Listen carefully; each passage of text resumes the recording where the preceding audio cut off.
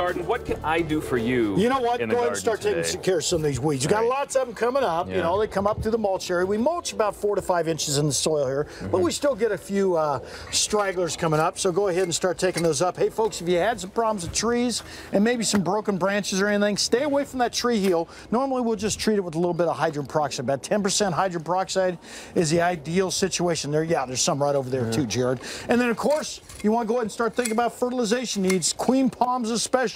Stay on top of them. Hay, manganese type soils, what they need to stay away from all those different types of disease problems. Get some on your citrus trees, and an overall fertilization right now is going to go a long ways towards making that, well, making that garden look great. And weeds, well, let's talk about weeds a little bit, just like Jared's doing right now. Get your pre-emergence down right now, and anything like a corn gluten will work out fantastic. In fact, a corn gluten on your lawn areas and your gravel areas, along with that 10% vinegar, will kill those weeds, and you can get those all at Summer Winds. Can't we just spray these with vinegar then? You can go ahead and do that, but you know what? I'd rather have a guy out here with a fancy jacket working on my weeds and spraying it with my vinegar. And then come on over here, Mario. I want to show a few things, a few other things that you can go ahead and start planting and ways to protect those trees out there.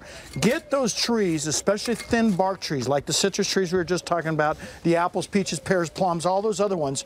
Get something like a white latex paint on that trunk, especially those young type trees. They don't have enough foliage growing at the top to prevent any type of what we call bark burn or a trunk burn, because you can get that sunburn on those trees and it will lead to the ultimate demise of the tree itself. Liquid seaweed is going to be in order right now, especially with those warm temperatures Kim's talking about.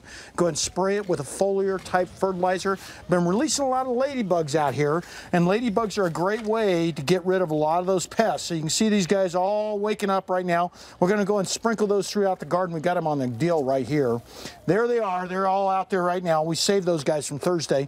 But they do a great job on getting rid of our insects, our non-beneficials, of course, what we call without the use of dangerous pesticides. You know what? Right now, they don't eat a whole lot. They're going ahead and feeding on a lot of nectar sources. They go through a complete metamorphosis. Once they lay their eggs, you're going to have these little alligator-like guys growing throughout